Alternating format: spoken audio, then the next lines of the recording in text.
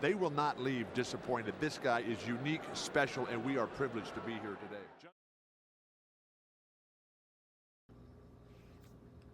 I wanted to do 30 NBA season previews, but I struggled.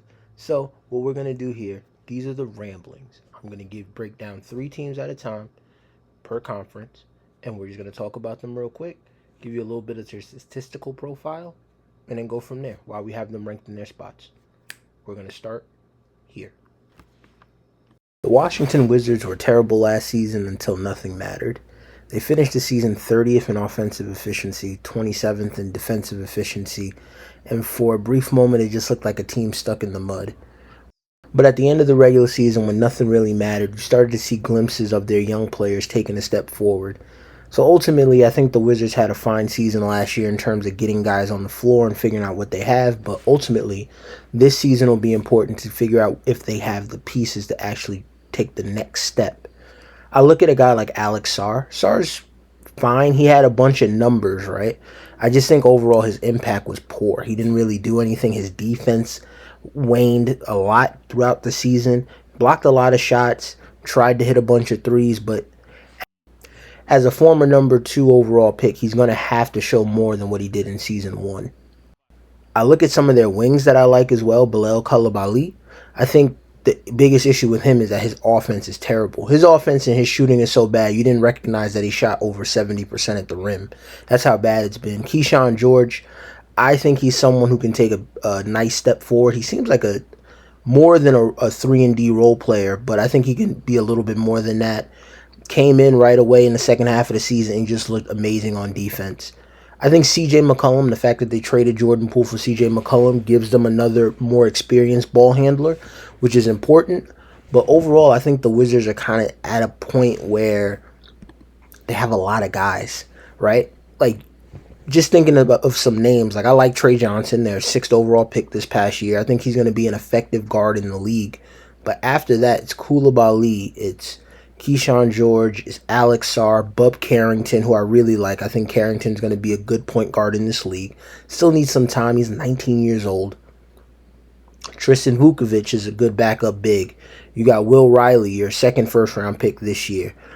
You have a Champagny on the roster who hit a bunch of threes. He signed a good deal. I think the Wizards will use him just as a floor spacer. You know, you have a ton of young guys on that roster, and I think ultimately this is going to be a check back year. I would be interested to see what the Wizards look like in the second half of the season this year once they're bad again. I didn't even mention Cam Whitmore. They just have a bunch of guys. So ultimately, I think what the Wizards need to do is kind of break down and figure out which guys they're keeping, which guys they want to package in a trade, and then move from there. But ultimately, the Wizards are in a good spot, right? They have all their draft picks. They have nearly $100 million in cap space next season, largely in part of Chris Middleton, and CJ McCollum's expiring contract. And I think they have a good front office. Michael Winger, Will Dawkins, I think both of those guys have done a good job so far in accumulating talent. And the next step is now to figure out what you have, what you don't have, and then go from there. The Charlotte Hornets just had a loss year last year, right? Once you added Charles Lee, Jeff Peterson moving into the general manager role, making the decisions, they really needed a season where you can kind of figure out what you are. And the Hornets just didn't have that last year. Multiple injuries, Brandon Miller, LaMelo Ball, Mark Williams, who's now traded, sent to Phoenix. They just had a bunch of guys out, right? So I think this year you got to stay healthy. LaMelo being the biggest player here that has to stay healthy. When he's on the floor, he's a top 50 player. He's heliocentric. He can run your offense. He can generate some good shots on the outside. A lot of things there. He just has to stay healthy. I like what the Hornets did this year. They added Colin Sexton in the event of everyone giving up on their offensive-minded first small guards. I think the Hornets did a smart thing and bought Sexton for cheap. They got him and a 2030 second-round pick for Yusuf Nurkic. Perfectly fine deal for me. I think Sexton will be a good player for them. I actually think he's going to start for them to start the year. But I think their 4th overall pick, Con Canoople, is going to start at some point in the second half of the season. I'm a fan of both of these moves, right? Sexton gives you a veteran guard who can run the offense, space the floor a little bit, tenacious on defense, even though he's not a good defender. And in those stretches where LaMelo misses a week, 2 weeks, your season's not completely destroyed, right? Sexton can kind of hold down the fort for a little bit. As far as Knupel goes, I'm just a fan of his overall offensive play. I like the fact that he can create his own shot. I like the fact that he kind of can space the floor. He's not afraid of attacking the basket. I think overall the athleticism and lack thereof is going to hurt his game. I think offensively there may be some less drives, may get caught up a little bit in the mid-range and stuff like that. Some 3 to 10 feet, some floaters and everything added to his game. Defensively, I think he's going to struggle. He's not going to be that he's not a monster athlete, as I mentioned before, so we can certainly see some steps back there defensively. But overall, I think his feel, basketball IQ on both sides of the floor is going to allow him to play, and I think his shooting is going to be a valuable touch to this backcourt for the Hornets. The biggest thing for the Hornets, however, is they need the Brandon Miller breakout season. Before Miller got hurt last year, I think he played about 23 games. He was shooting about 10 threes a game. I'm still interested in what he can become, right? I think the fact that he was a bit of a Paul George stand coming out of Alabama, I wanted to see him kind of take that step in his game, right? He can shoot the ball, fine with that, but he doesn't generate a lot of free throw attempts. I want to see him become a little bit more aggressive in attacking the rim. I want to see his athleticism used to generate more free throws in general. I also want to see him defend better. I thought he was an okay defender at times as a rookie. Last year, the defense waned a little bit just because of his overall presence offensively. This year, I want to see everything put together. I think the Hornets have a couple of guys on this roster that can make things interesting. You know the names here, but I think the Hornets are a bad team, and I think they need to prove that they can stay healthy first, establish a culture, whether it's offensive-minded or defensive-minded, and then we can go there and figure out what's next from there for the Hornets.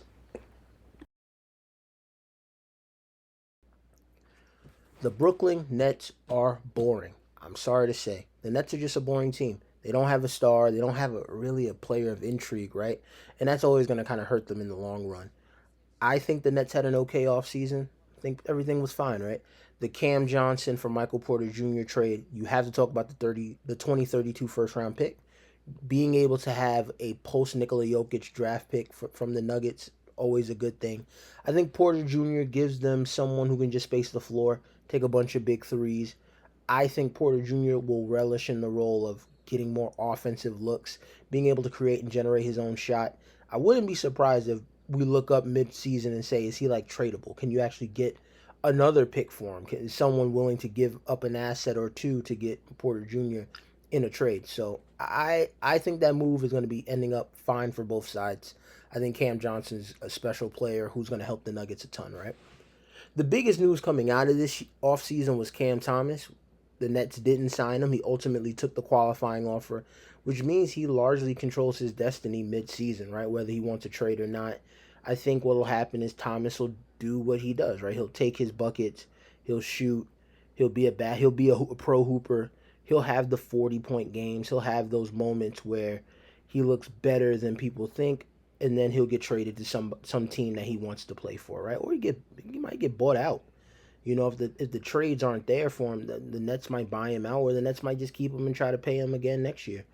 You know, ultimately, I think the Nets understood that Cam Thomas was just the guy for his rookie deal, and you really don't want to invest in someone like that at that level and at their stage of the rebuild, because I really do think they're still stuck in like middle of phase 1, phase 2. But yeah, we'll see what happens with Cam Thomas moving forward. The two things for the Nets that stand out for me is, one, Nick Claxton has to get right. You start to wonder if he was a little bit overrated during the Durant-Irving era because of his ability to just finish, play finisher at the rim. His defense is still really, really good, and I think that's why the Nets should consider keeping him, because ultimately you kind of need a player who can defend, right? But I also understand if he has a good season, if the Nets decide to get out of the Claxton business. I just think he needs to take a step forward, you know. I'm also curious to see what these young guys do. The Nets recently added Kobe Buffkin to the mix, but it's a lot of young guys recently from the 2024 draft. You look at a guy like Danny Wolf, Ben Surratt, Drake Powell. You look at Nolan Traore, and of course their top overall pick, Yegor Demon. They have a bunch of ball handlers, a bunch of backcourt guys. I'm curious to see how the Nets handle that this season. ultimately, I'm curious to see what Jordy Fernandez does with this roster. I don't think it's a talented roster. I don't think they have a shot at making the playoffs. But last year, he had those guys playing really well in the first half of the season, and then they tailed off massively to kind of fall back in line to preseason expectations. And he did that with like not a lot of great talent last year, right? It was Cam Thomas, but it was also like D'Angelo Russell, who's whatever. They got rid of Dennis Schroeder and things like that. So I think the Nets will be bad. I think Porter Jr. will have several moments. I think Cam Thomas will have moments, but ultimately, I think the Nets will be bad, and they're still kind of looking for a guy that can kind of break them from this spell, right? After years of kind of locking in with Kevin Durant and James Harden and Kyrie Irving, they don't have a single player of intrigue to me. And in order to take a step forward in the Eastern Conference, the Nets are just gonna have to find somebody who can turn this thing around.